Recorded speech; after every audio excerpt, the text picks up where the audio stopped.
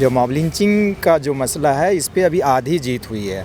आधी जीत इस कानून को पूरी तरह से जो है ब्रीफिंग नहीं होने के कारण, ये बहुत सारे पहलू इस कानून में नहीं जुड़ने के कारण जो है अभी आधी हो गई।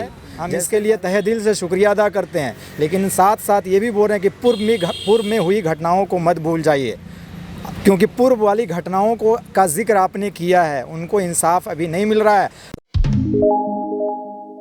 जोहार, लोकल खबर में आपका स्वागत है। मैं हूं सुभाष शेखर।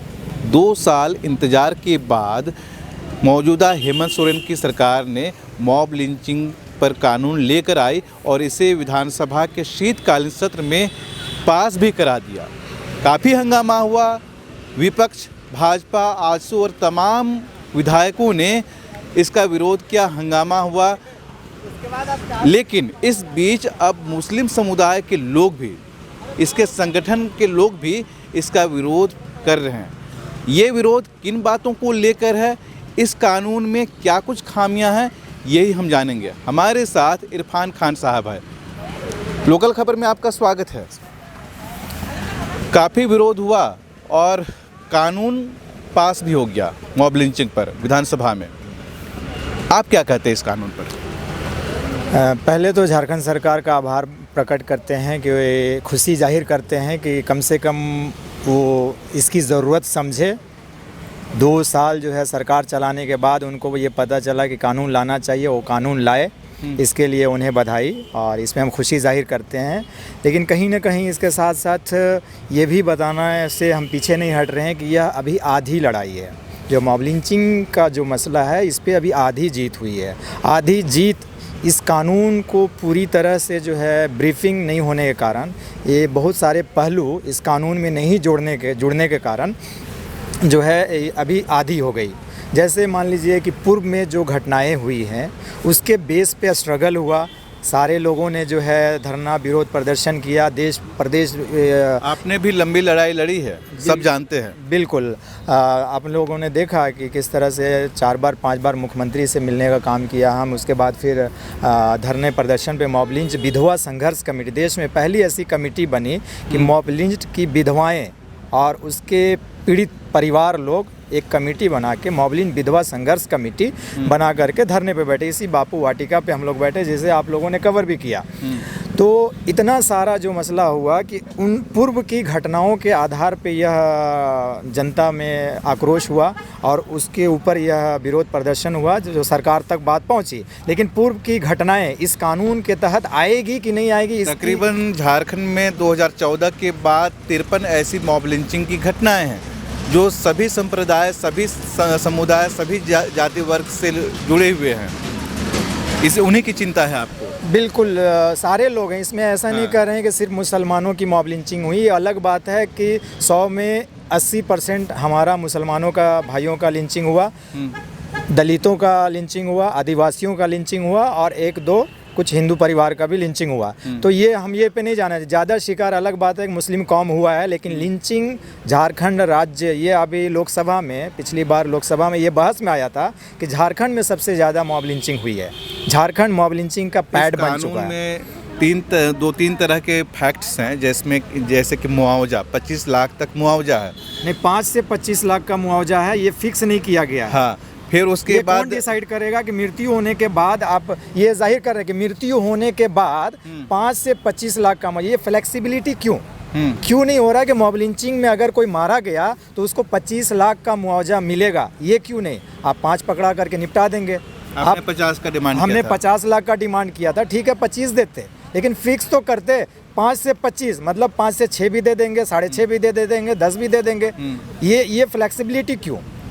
दूसरी बात कि मॉब लिंचिंग कितना शर्मनाक है, ये एज ए पत्रकार, एज ए नागरिक आप भी इसको एक्सेप्ट नहीं करेंगे। इसमें सजा का भी प्रावधान है, आजीवन कारावास की सजा है। इतना घिनौना काम करने वाला, जो सिर्फ उस परिवार को लिंचिंग नहीं कर रहा है, झारखंड राज्य को लिंचिंग कर रहा है, कानून व्यवस्था को लिंचिंग कर रहा है, संविधान की लिंचिंग हो रही है। इस घिनौना काम करने वाले आदमी को फांसी की सज़ा क्यों नहीं दिया जा रहा है? अभी देश में फांसी की सज़ा होना बंद नहीं हुआ है। पिछले साल रिकॉर्ड हुआ है कि 1-2 देश हमारे में फांसी की सज़ा हुई है। फांसी इतनी की सारी सज़ा जब कमी है, आप भी उस समय गए थे शीतकालीन के सत्र के दौरान जब ये कानून पास हो रहा था, वहाँ विधायक और मंत्रियों से आपने मुलाकात किया, तो उनसे कुछ कहे नहीं आप? बिल्कुल, विधायक, मंत्री एवं राज्य के मुखिया हेमंत सोरेन से हमने 4 बार मुलाकात किया। उसके बाद 1-2 बार उनके प्रतिनिधियों से हमने मुलाकात किया। हमारा जो भी आवेदन गया है उनके पास, सारे में है कि दोषियों को फांसी की सज़ा हो, पीड़ितों को जो है 50 लाख का मुआवजा मिले, पीड़ित को सरकारी नौकरी मिले, उसके बच्चों का पढ़ाई लिखाई, सरकारी आवास का, मैंने पूरा जिम्मा सरकार करे, क्योंकि इसका कहीं ना कहीं जिम्मेदार सरकार है और उसका पुलिस प्रशासन व्यवस्था है। आखिर मॉब लिंचिंग जैसी घटनाएं, शरेआम एक आदमी को इस खंबे में बांध देते हैं और उसको रात भर मारते हैं, और मतलब कहीं ना कहीं सरकार अपना जो है पुलिस प्रशासन का डर जो है कायम नहीं कर पा रही है लोगों में, तब तो ऐसा घटना हो रहा है। तो इसका सरकार सिर्फ मॉब लिंचिंग करने वाले दोषी नहीं है, ये पुलिस पूरा प्रशासन व्यवस्था, उस एरिया का थानेदार, वहाँ का एसपी, वहाँ का डीसी, सब लोग के ऊपर कानूनी कार्रवाई होनी चाहिए। और इस कानून में ये अंक भी लाना चाहिए कि जिस क्षेत्र में अगर मॉब लिंचिंग होता है, वहाँ का थानेदार, वहाँ का डीसी, वहाँ का एसपी, सबको जो है सेवा से हटा दिया जाएगा, ऐसा लगना चाहिए। जितनी बातें आप कह रहे हैं, मौजूदा कानून के प्रारूप में ये सब है? नहीं है ना, नॉर्मल सी बात कर रहे हैं कि तो किसी यही को सब बात तो सदन में बीजेपी भी कर रहे थे, उनके का तो बात नहीं सुना गया। बीजेपी का तो बात ही करना बेकार है, वो राजनीति कर रहा है। कल हम वहाँ सुन रहे थे कि अमित मंडल भाजपा के विधायक हैं, उनका कहना था कि जो है बीजेपी जो है मॉब लिंचिंग में विश्वास नहीं रखती है। तो हम अमित मंडल जी को भी बोलना चाहते हैं कि वो लंदन से MBA करके आए हैं और दिखने में काफ़ी स्मार्ट हैं, लेकिन कहीं ना कहीं अपना घिनौना सोच कल उन्होंने अपना उजागर कर दिया कि मॉब लिंचिंग में विश्वास नहीं रखते हैं। उनको एग्जाम्पल दिखा दे रहे हैं कि भाजपा का सांसद जयंत सिन्हा जो हजारीबाग से सांसद हैं, उन्होंने अलीमुद्दीन अंसारी के दोषियों को जेल से रिहा होने के बाद माला पहना करके स्वागत किया। इससे एकदम साफ जाहिर हो जाता है कि सारे मॉब लिंचिंग घटनाओं के पीछे जो है बीजेपी का हाथ है। तबरेज़ अंसारी खरसावां में जो मॉब लिंचिंग हुआ, जो पूरे राज्य को नहीं देश को बदनाम होना पड़ा पूरे दुनिया में, उसमें पप्पू मंडल नाम का आदमी जो बीजेपी जिला खरसावां का सदस्य है वो है। तो ये साबित होता है कि हर मॉब लिंचिंग घटना के पीछे बीजेपी और उसके विंग का सीधा हाथ है। और ऐसे दल में अमित मंडल जैसे पढ़े लिखों का होना अपने आप में शर्मनाक है। उनको अपनी डिग्री फाड़ करके फेंक देनी चाहिए। आपका जो विरोध है बीजेपी से अलग हटकर है और अपना सामाजिक सरोकार से रिलेटेड है कि कानून बना, हम खुश हैं और हम इस्तकबाल करते हैं कि यह कानून हेमंत सोरेन लाए और बड़ी मुश्किलों के बाद लाए, बड़ी जो है सभी का विरोध के बीच लाए। हम इसके लिए तहे दिल से शुक्रिया अदा करते हैं, लेकिन साथ साथ ये भी बोल रहे हैं कि पूर्व में हुई घटनाओं को मत भूल जाइए, क्योंकि पूर्व वाली घटनाओं का जिक्र आपने किया है, उनको इंसाफ अभी नहीं मिल रहा है।